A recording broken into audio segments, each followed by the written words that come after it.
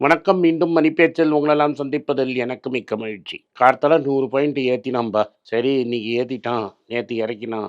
முந்தா நேத்து இறக்கினான்னா. பேங்க் நிஃப்டிய போட்டான் டமால்னு. நிஃப்டியும் கீழே இறங்கிடுச்சு. நிஃப்டி -7 பாயிண்ட்ஸ். பேங்க் நிஃப்டி -160.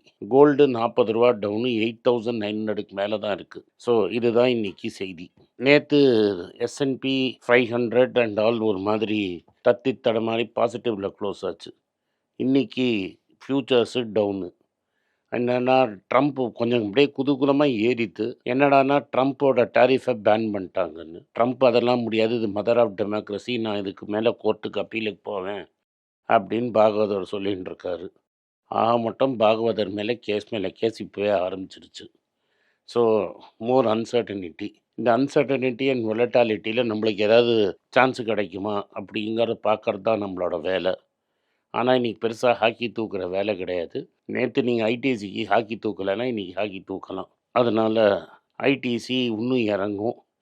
இதுக்கப்புறம் ஒரேடியா இறங்குமான்னு எனக்கு தெரியாது, இறங்கும். ஏன்னா பேட் இன்னும் கொஞ்சம் விப்பான். இதுதான் ஐடிசி செய்தி. டாடா மோட்டார்ஸு என்ன சொல்றாங்கன்னா, ஆல்ரெடி இந்த கல்ஃப்லலாம் இருக்கும். டாடா பஸ்ஸு, அசோக் லேலண்ட் பஸ்ஸுன்னு. இப்ப நாங்க நார்த் ஆஃப்ரிக்கா மார்க்கெட்ல இறங்க போறோம். ஈஜிப்ட்ல இறங்க போறோம் அப்படிங்கிறாங்க. ஸோ ஈஜிப்ட்டுங்கிறது ஒரு சிக் மார்க்கெட்டு. பேசிக்லி என்னன்னா, அந்த ஈஜிப்ஷியன் பவுண்டு ஃப்ரீ ஃபால்ல இருக்கும். அதில வந்து ஈஸியா நம்ம வந்து ஜாப்பனீஸ், சைனீஸோட கம்பீட் பண்ணலான்னு இவங்க இறங்கிட்டாங்க. 7 கமர்ஷியல் வெஹிக்கிளத்தோட இறங்க போறாங்க. அதே சமயத்தில என். சந்திரசேகர் என்ன சொல்றாருன்னா, இந்த டாடா கமர்ஷியல் வெஹிக்கிள தனியா பிரிச்சதுல, இத்தன நாள் எங்களுக்கு பேசஞ்சர் காருக்கு ஆக்ஸிஜன்ல குடுத்துன்னு இருந்தத வுட்டுட்டு, சொந்தமா பிசினஸ டெவலப் பண்ணுவாங்கன்னு. நான் நம்ம விஷ்ணுவோட சேர்ந்து ஒரு ப்ரோகிராம் பண்றச்ச பார்த்தேன். குட்டி யானைங்கிற ஏசு 23,00,000 வண்டி வித்திருக்கு. டாடா 407 12,00,000 வண்டி வித்திருக்கு. ஆனா டாடாக்கு கார் பண்ண தெரியாது நம்ம இன்னும் சொல்லிட்டு இருப்போம். ஸோ இதுதான் விஷயம். அந்த குட்டி யானை மேலேயே கவர போட்டு மேஜிக்னு ஒரு வண்டி போட்டு அதையும் வித்தாங்க. ஸோ இந்த கமர்ஷியல் வெஹிக்கிள் அன்செக்ஸி பிசினஸா இருந்தாலும், லாங் டெர்முக்கு அதுதான் டாடாவோட ஃபவுண்டேஷன். அது ஒரு தனி பிசினஸா புரியுது. Tata passenger vehicle, Tata electric vehicle, டாடாவோட ஜேஎல்ஆர், அவங்க டாடா டெக்னாலஜிஸோட ஷேரு, அதுக்கப்புறமா டாடா கேபிட்டலோட ஷேரு, இதெல்லாம் இந்த கம்பெனியில இருக்கும். ஒரு ஷேர் இதில் இருந்தால் ஒரு ஷேர் அதில் இருக்கும். என். சந்திரசேகர் வந்து டாடா கெமிக்கல்ஸ் போர்ட்லேருந்து ரிசைன் ஆயிட்டாரு. எஸ். பத்மநாபன் ரொம்ப நாள் டாட்டாஸோட இன்சைடர் ஒருத்தர் இருந்தார். அவர் வந்து இப்போ திரும்பி போர்டு சேர்மன் ஆக்கியிருக்காங்க. லைட்டாக பால் நகருதுங்கிறது நம்மளுக்கு இது சிம்பல். புது குடும்பம், புது ஆடங்கள், புது ஃபேவரட்டிசம், புது ஆளு அப்படிங்கிறது நம்மளுக்கு புரியுறது. மொதானி சாஹா அப்படிங்கிறவரு, அவர் வந்து அடிஷனல் டைரக்டரா வந்து சேர்றாரு இந்த கம்பெனியில. ஸோ இதுதான் டாடா குடும்பத்தின் நியூஸு. இண்டஸ்இண்ட் பேங்க்ல வந்திருக்கிற நியூஸ் என்னன்னா, சுமித் காத்திபாலியாவும் அந்த டெப்டி சிஇஓவும் சென்சிட்டிவ் இன்ஃபர்மேஷன் நாட் எட் பப்ளிக்கை வச்சு ஸ்டாக்கை விற்றாங்க. அதனால் ட்ரேடிங்லேருந்து 5 வருஷம் பேன் அப்படின்னு சொல்லிட்டாங்க. அந்த மீதி இருக்கிற பணத்தை பிடுங்க பார்ப்பாங்க. ஸோ இண்டஸ்இண்ட் பேங்க்கு அவனோட பழைய எக்ஸிக்யூட்டிவ்ஸ் மேலே ஆக்ஷன் எடுத்தாங்க. இது மார்க்கெட் கீழே போகும்னு பல பேர் சொன்னால் பெல்ட்டி அடித்து கார்த்தால இண்டஸ்இண்ட் அப்பில் இருந்தது. அதுக்கப்புறம் ஒரு பொழைய கிளப்பியிருக்காங்க. சைனா மேக்னெட் எக்ஸ்போர்ட் பண்ணாது, அதனால இந்தியாவில் கார் ப்ரொடக்ஷன் கம்மியாகும் அப்படின்னு ஒரு கிளப்பியிருக்காங்க. மார்னிங் கான்டெக்ஸ்டில் 2 இம்பார்ட்டண்ட் ஆர்டிக்கல் பார்த்தேன். இந்த ஆர்டிக்கல் என்னென்னா, ஹிந்துஸ்தான் யூனிலீவரை பற்றி வந்திருக்கு. ஹிந்துஸ்தான் யூனிலீவர் ஏன் அந்த விற்க மாட்டேங்கிறாங்க, அதை விற்றா நல்லா இருக்குமே அப்படிங்கிறாங்க. ஏன்னா இதை மியூச்சுவல் ஃபண்டு ஓனர்ஸு, ஃபண்ட் மேனேஜர்ஸ்ட சொல்கிறாங்க. குரோத்தே கிடையாது, அந்த கம்பெனியை பிடிச்சி நீங்கள் எவ்வளோ நாள் தொங்கிட்டு இருப்பீங்க, அந்த கம்பெனியை நீங்கள் டம்ப் பண்ணலான்னு. இதை தான் நானும் ரொம்ப நாள் சொல்கிறேன்.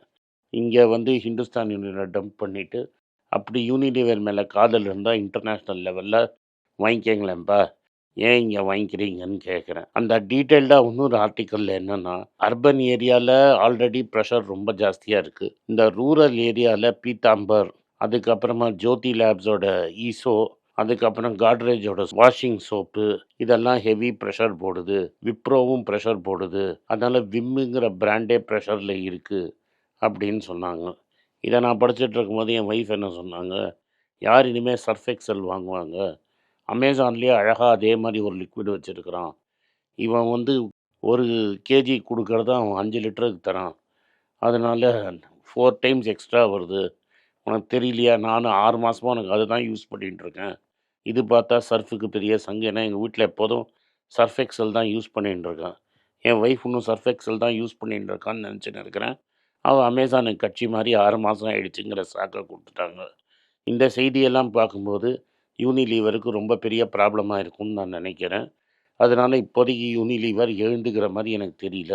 அதே மாதிரி தான் ஏஷியன் பெயிண்ட்ஸும். நீங்களும் கன்சிஸ்டண்ட்டாக காம்பவுண்ட் பண்ணுங்கிறீங்க. காம்பவுண்டும் பண்ணாது, ஒன்றும் பண்ணாது.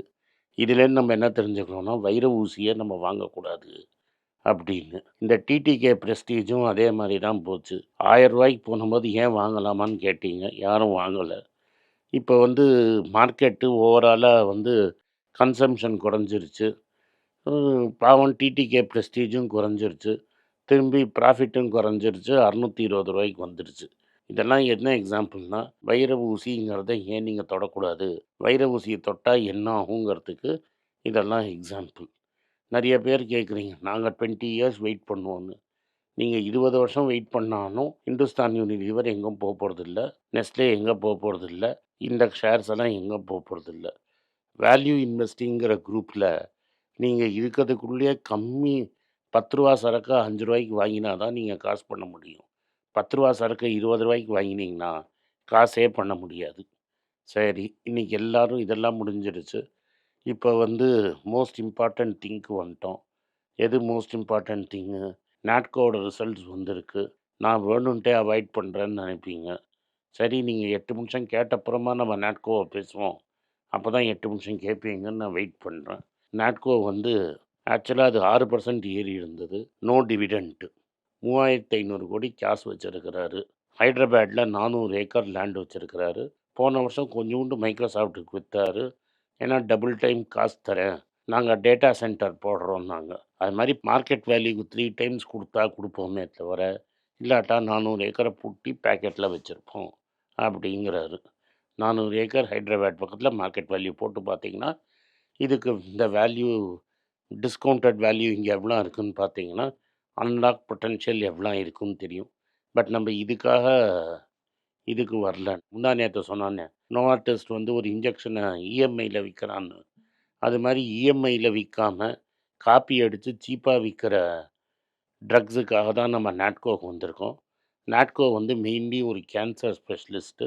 அந்த கேன்சரை பற்றி அவங்க கான்சென்ட்ரேட் பண்ணுவோங்கிறாங்க. இப்போ ஏதோ ஒரு வாயில் நுழையாத பேராக ஒன்று சொல்லி, ஹெட் அண்ட் நெக் கேன்சருக்கு ஒரு ட்ரக் ரெடி பண்ணியிருக்கோம், அதை எடுத்து விடுவோம் டைம்லன்னு சொல்லியிருக்காரு. அதோட என்ன சொல்லிட்டாரு, இந்த ரெவில்மிண்டுங்கிறது இந்த மாதமும் அடுத்த குவார்ட்டரோட எக்ஸ்க்ளூசிவிட்டி முடிஞ்சு போயிடும்.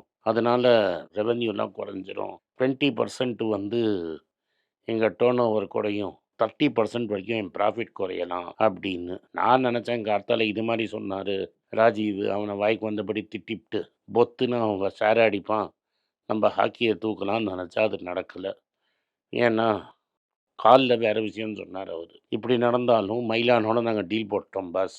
விகோவிக்கு நாங்கள் ரெடியாக இருக்கோம். செமிக்ளூடைட்டுக்கு ரெடியாக இருக்கிறோம்.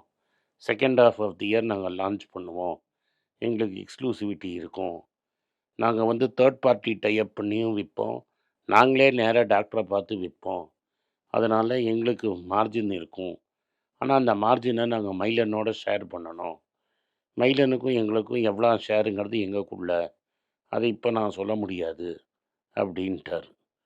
அதே மாதிரி 27ல் இந்த ஒர்லாபேப்னு ஒரு ட்ரக்கை பற்றி நான் சொல்லியிருந்தேன், கேன்சர் ட்ரக்கு. அதை நான் உள்ளே கொண்டு வருவேன் அப்படின்னு சொல்லியிருக்கிறாரு. இந்த 30% 20% ஃபால்லாம் இதெல்லாம் ஜீரோ சேல்ஸ்ன்னு நினச்சி நான் பண்ணேன் அப்படின்னு சொல்லிட்டாரு. நான் இப்போ ரீசெண்டாக ஓமான் போயிருந்தேன். அங்கே இருக்கிற ஒரு பையன் வந்து நோவோ நார்டிஸில் தான் வேலை செய்கிறான். அவன் அந்த ஊசி போட்டால் எவ்வளோ வெயிட் ஆகும், செல்ஃப் மெடிக்கேஷனே பண்ணலாம், நான் குத்தினேன் நீ குத்தினேன்னு பேசினாங்க. அப்படி பார்த்தா இந்தியாவில் பிளாக்ல நிறைய விற்குது. அதனால் அது ஜீரோ சேல்ஸ்லாம் ஆகாதுன்னு நம்ம கான்ஃபிடெண்ட்டாக இருக்கலாம். பட் எங்களோட பிளாக் பஸ்டர் ட்ரக்கு வந்து இந்த ராஷோட சேர்ந்து பிரிஸ்டிபாம்னு மஸ்குலர் ஸ்பைனல் டிசீஸுக்கு போடுறது, அது எங்களுக்கு பிளாக் பஸ்டர் ட்ரக்காக மாறும் அப்படின்னு அவர் சொல்லியிருக்கிறாரு. இன்னொரு இம்பார்ட்டன்ட் பாயிண்ட் அவர் என்ன சொன்னார்னா, மற்றவங்களாம் நிறைய ப்ராடக்ட் லைன் வச்சுருப்பாங்க. நாங்கள் ஆர்ஓஐசி வந்து 20% எய்ம் பண்ணுவோம். அவன்னா 5, 6ங்கிறது தான் ஆர்ஓஐசி பண்ணுவாங்க. ஆனால் நாங்கள் நச்சுன்னு அடித்தாலும் 20ன்னு அடிப்போம். இன்னொன்று நாங்கள் வந்து வெளிநாட்டில் போய் எந்த வெளிநாடுன்னு நான் சொல்ல மாட்டேன். ஆனால் வெளிநாட்டில் ஒரு மேனுஃபேக்சரிங் பிளான்ட் ரெடி பண்ணியிருக்கிறோம் அப்படின்னு சொல்கிறாரு. ஸோ அந்த மேனுஃபேக்சரிங் பிளான்ட்டு என்ன ஆகுங்கிறது கேள்வி. போன வருஷம் விழுந்ததுக்கெல்லாம் சிடிபிஆர் தான் காரணம்னு நம்ம சொல்லிகிட்டு இருந்தோம். அந்த சிடிபிஆரில் 50 கோடியை ரைட் ஆஃப் பண்ணிட்டாரு. இன்னும் அது பிரேக் ஈவன் வரல. அதனால் அடுத்த வருஷம் பிரேக் ஈவன் நிச்சயமாக வந்துடும் அப்படின்னாரு. ஒரு ப்ராடக்டை நம்ம ஃபேண்டசியில் 2 வருஷத்தில் பிரேக் ஈவன் ஆகிடும்னு நம்ம நினைப்போம். ஆனால் சம்டைம்ஸ் அது 4-5 வருஷம் ஆகும்.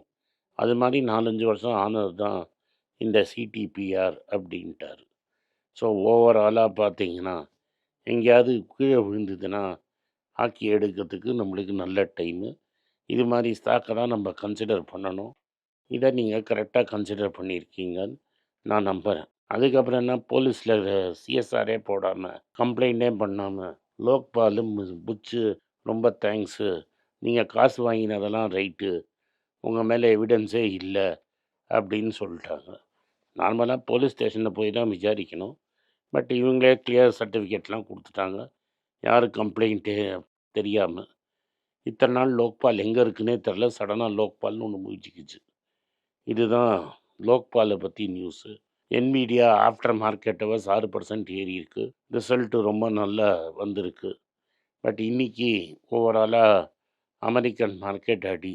அதுக்கப்புறம் என்னடானா, அந்த மார்க்கோ ரூபியோ என்ன சொல்லிட்டான்னா, சைனாலேருந்து இல்லை எல்லா வீசாவும் நான் கேன்சல் பண்ணுவேன்னு.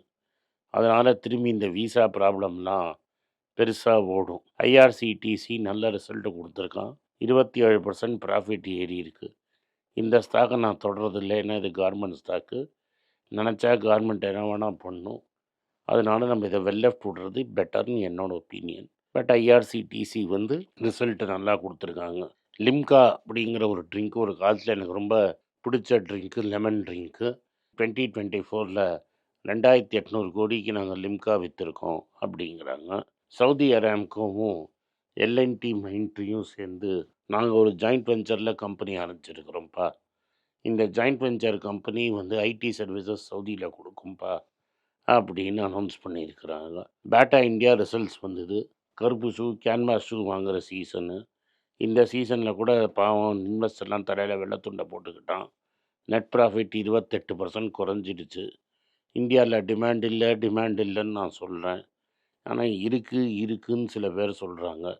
மேபி பேட்டா ஷூ வாங்காமல் வேறு ஏதாவது நைக்கி ஷூ வாங்குறான்னு நம்ம நினச்சிக்கிறோம். ஆனால் நைக்கி ஷூவும் படுத்தான் கிடக்குது. பாவம் ஷூ வாங்கவே முடியாதவங்க தான் நிறைய பேர் இருக்காங்கன்னு நினைக்கிறேன். ஸோ ஆக மொத்தம் வந்து பேட்டாவும் ஹிந்துஸ்தான் யூனிலீவர், நெஸ்லே இது மாதிரி கதி. வைர ஊசி இதை வச்சுக்கிட்டிங்கன்னா டெஃபினட்டாக கண்ணை குத்திடும். நன்றி, வணக்கம். இந்த வீடியோ உங்களுக்கு பிடிச்சிருந்ததுன்னா வீடியோவை லைக் பண்ணுங்கள், எங்கள் சேனலை சப்ஸ்கிரைப் பண்ணுங்கள், பெல் நோட்டிஃபிகேஷன் தட்டுங்க. இந்த வீடியோவை முடிஞ்சால் சொந்தக்காரங்க ஃப்ரெண்ட்ஸுக்கு அனுப்புங்க. நன்றி, வணக்கம். எங்களுக்கு 4 சேனல் இருக்குது. ஹிந்தியில் பைசா போல்தா ஹேன்னு ஒரு சேனல் இருக்குது. ஹிந்தி தெரிஞ்சவங்க ஃப்ரெண்ட்ஸை அதை சப்ஸ்கிரைப் பண்ண சொல்லுங்கள். அதே மாதிரி தெலுங்கில் மணி மாத்துலு, கன்னடாவில் மணி மாத்து, அண்ட் மலையாளத்தில் மணி பேச்சு மலையாளம்னு சேனல்ஸ் இருக்குது.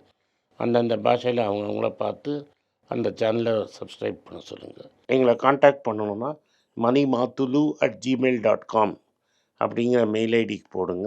எங்கள் டீம் உங்களை காண்டாக்ட் பண்ணுவாங்க. வணக்கம். எனக்கு ஒரு விஷயத்தை அட்டென்ஷனுக்கு கொண்டு வந்திருக்காங்க. என்னோட ஏஐ ஜென்ரேட்டட் இமேஜை பார்த்து யாரோ ட்ரேடிங்க்கு பணம் கொடுத்து ஏமாந்துருக்காங்க. ப்ளீஸ், உங்களுக்கு நான் பல தடவை சொல்லிட்டேன், இப்பவும் சொல்கிறேன், நான் யார்கிட்டையும் பணம் டைரெக்டாக வாங்குறது இல்லை, அப்பாயின்மெண்ட் பார்க்குறதே கிடையாது. அதனால் என்னை பார்க்கலான்னு யாராவது காசு கேட்டாலும் இல்லைன்னு சொல்லிவிடு. அடுத்தது ஒரு இமெயில் ஐடி இருக்குது, அதில் போட்டால் எங்கள் டீம் காண்டாக்ட் பண்ணுவாங்க. அது டைம் ஆகுதுன்னா வினோதோட இன்ஸ்டாகிராம் அக்கௌண்ட்டில் வினோத்திட்ட மெசேஜ் பண்ணுங்க. அவன் என் தம்பி, அதுலேயும் அவன் காசு கேட்க மாட்டான். காசு கேட்குறாங்கன்னா ஏமாறுறீங்க.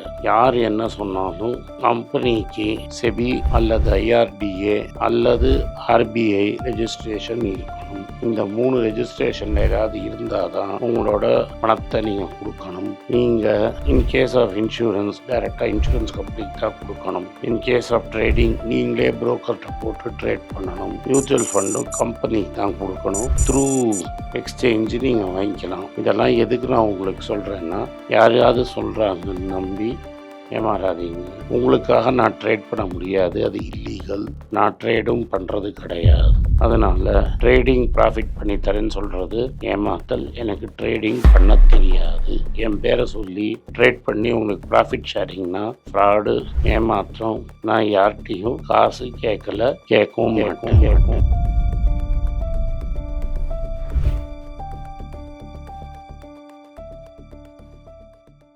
உங்கள் பேராதரவுக்கு மிக்க நன்றி. நான் டோட்டலாக 5 புஸ்தகங்கள் எழுதியிருக்கிறேன். 3 ஆங்கிலத்தில் எழுதியிருக்கிறேன். அதில் 2 தமிழாக மொழிபெயர்த்துருக்காங்க. ஸோ டோட்டலாக 5 புஸ்தகம் ஆச்சு.